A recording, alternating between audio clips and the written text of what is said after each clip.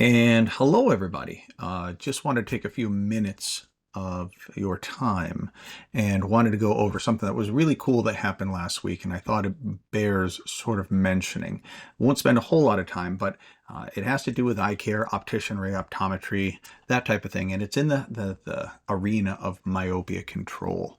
I'm not going to go over, I could spend hours or multiple hours or days talking about myopia control, severity. Suffice it to say,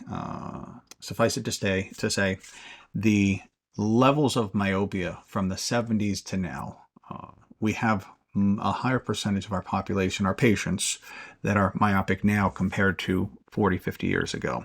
The levels of high myopia tend to be larger. The percentages of high myopia are higher now. It turns out that higher levels of myopia tend to coincide with or tend to be associated with higher risk of vision loss and other permanent vision issues like retinal detachments, like certain types of cataracts to a lesser degree, glaucoma, higher risk in myopes. So generally, a higher level of myopia is not something that we're looking for, not just that they're stronger glasses, but it turns out that the reason we're becoming more myopic is a number of things, mostly environmental. There's already a genetic type relationship. If both your parents are myopic, have a higher likelihood of being myopic. So if there's a genetic component, obviously you have a high risk of becoming myopic. But there's a whole host of other things that are going on, and that's time for another class, another session, another video. But it turns out that there's a handful of things. If someone develops myopia early on in life, say 7, 8, 9, 10 years old, and relatively high levels, it tends to progress until they hit about into early adulthood, like 18 to 22, and then things tend to level off more or less. If somebody is diagnosed with a low level of myopia at 16 or 17 years old, we're generally not that worried about it. But the younger versions, the younger folks, younger patients that start myopic, and we see big jumps in their levels of myopia, there is a lot of research and there's a lot of evidence and there's a lot of tools we have to sort of potentially slow that process down. We can't reverse myopia, we can't stop myopia, but in a lot of cases, we may be able to slow the progression a little bit. And just as a quick update, if I share this here, I have an old PowerPoint that I wanted to go over, and I'm not going to do this whole PowerPoint, but just as a really basic, we all know the very, very basic refractive errors.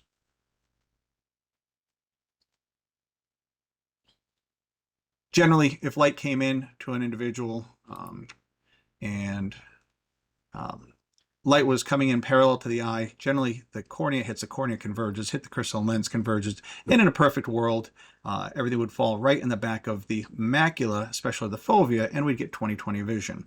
And we all know the refractive error. In some cases, we have someone who it hits the eye and converges a little bit more, but it didn't quite converge enough, and this would be a hyperopic person. We need to put some plus lenses in there to make this see clearly. But the myopia this is the one that's in question, and it turns out that someone who is myopic, when light hits the cornea and then hits the crystalline lens, it comes to a focus too far in front of the back of the eye. If it doesn't come to a focus right here, it's not clear. If you've made it because it converged too much or the eye was too long, you're going to have the light fall to a focus not on the retina, not on the macula, not on the fovea, but a little bit in front of it. Now we can fix that with just means the eye is too long or too strong. Well, it turns out we could fix that with minus lenses, but it turns out, I'll skip all these. If you had someone whose eye came through here and light came to a focus right here, it turns out that if the eye was longer, like such, that's going to make them myopic. And that's sort of the nature of myopia creep or myopic progression. It turns out, folks, the axial length of their eye is getting longer. And in a lot of research that has been done, and let me share this again, there's a handful of things you can do to try to stop that or slow the process down. And there's a lot of research done on monkeys and rabbits and now with people, and there's a lot of studies. But it turns out And let me see if I can't go to the right store. It turns out that what I'm interested in, I could go through this a little bit later, but it turns out that when I actually have a lens, and what's important is we've traditionally, like I just said, we're so interested in the very, very, very back of the eye that when we focus light, we're so worried about things coming to focus right on the back of the eye that we haven't been concerned about the periphery. And it turns out that with a lot of lenses, a lot of eyes, a lot of scenarios, if we looked at light coming in from the periphery, the light's falling behind the eye. And if you can sort of see where everything's coming to focus, right here I'd see very well, but everything is focusing behind the eye in the periphery. And it turns out that this actually causes the eye to want to grow a little bit. It makes it so that we will actually have axial elongation. And so it turns out that if you have hyperopic defocus, your eye gets longer. And that, if your eye becomes longer, then you're more myopic. But then we just give you stronger glasses, which helps it centrally, but in the periphery, there's still hyperopic defocus. So I have this sort of cascade of sorts where because light's coming to a focus behind the eye in the periphery, my eye gets longer and I become more myopic. Well, it turns out that if I can make the light come to focus in the back of the eye, but make sure that everything on the side comes to a focus instead in front of the eye like such, anything from the periphery, if I can get it in front of the eye, we slow down this process of axial elongation, and it turns out that I can slow the process of myopia.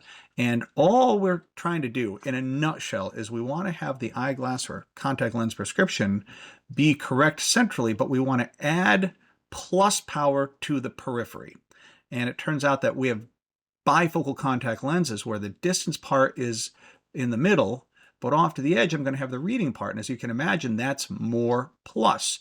Anything to the edges is going to converge in front of the eye. So distance center bifocal lenses are a great sort of tool when we're doing this. So you can do bifocals in children to prevent them from getting more nearsighted over time.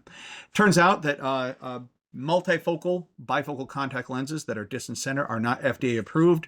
About 5-6 years ago, a lens came out that the CooperVision went through the FDA approval process, and they have a MiSight one-day disposable myopia control, which essentially puts more plus off to the edges. They claim it's not technically a bifocal because that's not what its purpose is, but it acts in a similar fashion. But it changes the focus, and it's essentially more plus off to the periphery. And this is the MiSight. It's got the correction zone. Turns out if you do ortho-keratology or corneal reshaping technology, what's really cool is this is how the eye would be before treatment. But if I put this down, it's going to flatten the front. But more importantly, it's actually going to, don't know if you can see this, but it turns out that this whole area here fills in with more cornea, and this is actually sort of off to that periphery, adding a plus lens off to the edges. So it has the same effect. If I can add more plus off to the edges, that works. So Ortho-K works, distance contact lenses, distance center contact lenses work, that MiSight works. But what's really cool is we've had in other places a lens, myopia control single vision lenses, they just weren't available in the United States. And that's what today is all about. And it turns out that now we've got a couple different lenses. There's the MyoSmart, the Stellest, the Zeiss MyoVision. This is a new lens from EssilorLuxottica. And what this is doing is through this central portion, we have to center the lenses horizontally and vertically so that the patient is looking dead center through the middle part of the eyeglass prescription. And this is where their distance prescription would go. But off to the edges, they add these little lenslets, if you will. And these, if you can imagine, are actually just lots and lots of little plus lenses. Lots and lots of little plus lenses. So what's happening is everything off to the periphery is now going to be converging in front of the peripheral retina, and that should, in fact, slow down the process. And this is called the Stellest. This is the lens that just got FDA approval in the United States last week in October 2025. Turns out it's been available, I believe, in Australia and Asia and Canada, a couple different places, but this is the first time that it's been approved. So now we're probably going to get a flood of advertisements. We're going to get a flood of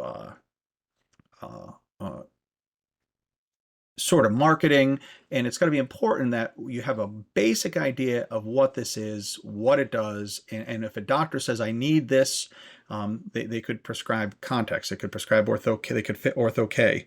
Turns out there's a few eye drops they can use, which I won't get into here, but there's a few eye drops that may slow the process as well.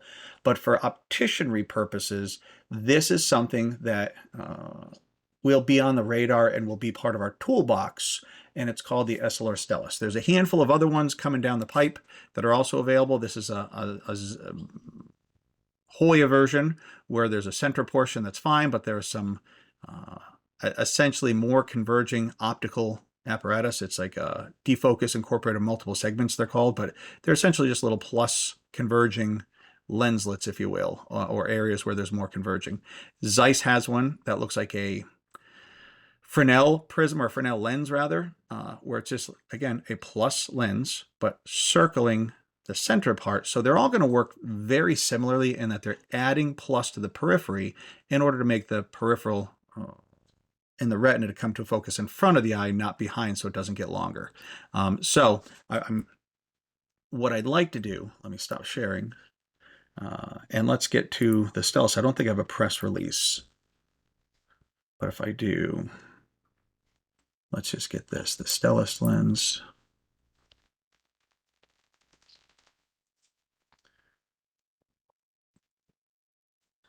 And I'll share one more time and then we'll be done with this.